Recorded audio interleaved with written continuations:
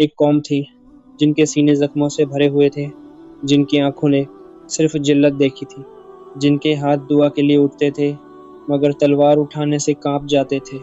بنی اسرائیل جو کبھی اللہ کی پسندیدہ قوم تھی، آج ظلم، ڈر اور دشمنوں کے بیچ پس چکی تھی۔ وہ روتے ہوئے کہتے تھے، یا اللہ، ہم کمزور ہو چکے ہیں، ہم پر رحم فرما، ہمیں کوئی رہنما عطا کر جو ہمیں آزادی دلا سکے۔ اور پھر اللہ نے ایک ایسے لڑکے کو چنا جس کے دل میں صرف اللہ کا خوف تھا، نہ اس کے پاس ہتھیار تھے، نہ کوئی طاقت، صرف یقین تھا۔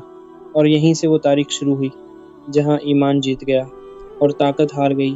یہ صرف ایک جنگ نہیں تھی، یہ اللہ کے فیصلے کا واقعہ تھا، جہاں ایک چھوٹے سے لڑکے نے میدان جنگ کی تقدیر بدل دی۔ یہ اس وقت کی بات ہے جب بنی اسرائیل شام اور فلسطین کے علاقوں میں آباد تھے۔ کبھی یہ زمین انبیاء کے قدموں سے پاک تھی، مگر اب اسی زمین پر ظلم کا راج تھا۔ دشمن قبیلے کہتے تھے، ہمارے خدا نے ہمیں طاقت دی ہے اور یہ لوگ ہمارے غلام ہیں۔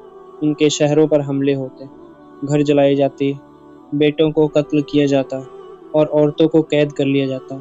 قرآن بتاتا ہے، انہیں ان کے گھروں سے نکال دیا گیا اور ان کے بیٹوں کو قتل کر دیا گیا۔ ہر شہر اکیلے لڑ رہا تھا اور ہر جنگ ہار پر ختم ہوتی تھی۔ تب بنی اسرائیل کے سردار بولے، ہم نے اللہ کی نافرمانی کی، آج ہم اپنی ہی زمین پر غلام ہیں۔ وہ اپنے نبی حضرت سموئیل علیہ السلام کے پاس گئے اور بولے، ہمارے لیے ایک بادشاہ مقرر کر دیجئے تاکہ ہم اللہ کی راہ میں لڑ سکیں۔ کہنا آسان تھا، مگر اللہ دلوں کو پرکھتا ہے۔ اللہ کا حکم آیا، اللہ نے تم پر طالوت کو بادشاہ بنایا ہے۔ طالوت نہ کوئی امیر تھا، نہ کوئی بڑا سردار، ایک غریب گھرانے سے تھا، مگر اللہ نے اسے جسم کی طاقت اور عقل کی گہرائی دی تھی۔ قوم نے کہا، یہ کیسے بادشاہ ہو سکتا ہے؟ نہ اس کے پاس مال ہے، نہ خاندان۔ اللہ نے جواب دیا، بادشاہی اللہ دیتا ہے جسے چاہے۔ طالوت کو چنا گیا کیونکہ وہ ظلم کے خلاف کھڑا ہونے والا تھا۔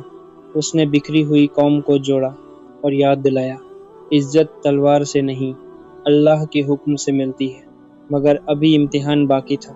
دور کہیں ایک چرواہا اللہ کی طرف سے تیار ہو رہا تھا، حضرت داؤد علیہ السلام۔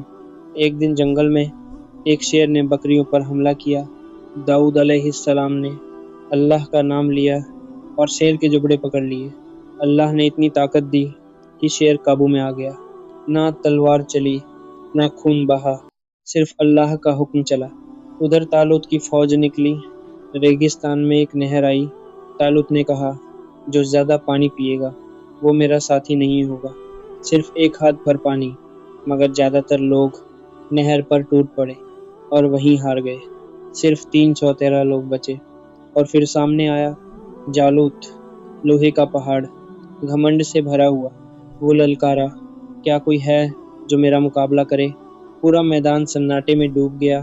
تبھی ایک آواز آئی، میں لڑوں گا صرف اللہ کے لیے۔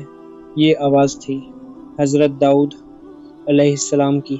طالوت نے جرے پہنانی چاہی، مگر داؤد بولے، مجھے اس کی ضرورت نہیں، میرا اللہ میرے ساتھ ہے۔ داؤد آگے بڑھے، صرف ایک گلیل اور ایک پتھر چلا اور سیدھا جالوت کے ماتھے پر لگا۔ لوہے کا پہاڑ زمین پر گر پڑا۔ باطل ہار گیا، حق جیت گیا۔ اس دن ثابت ہو گیا، عزت فوجوں سے نہیں، اللہ کی مدد سے ملتی ہے۔ ایک چرواہا نبی بنا اور بادشاہ بنا، اور یہ مثال قیامت تک زندہ رہے گی۔ اگر آج بھی حق اکیلا ہو تو ڈرنا مت، اللہ آج بھی ایمان والوں کے ساتھ ہے۔ اگر آپ بھی اس پر یقین رکھتے ہیں تو کمنٹ میں الحمدللہ لکھیے اور اللہ کا شکر ادا کیجیے۔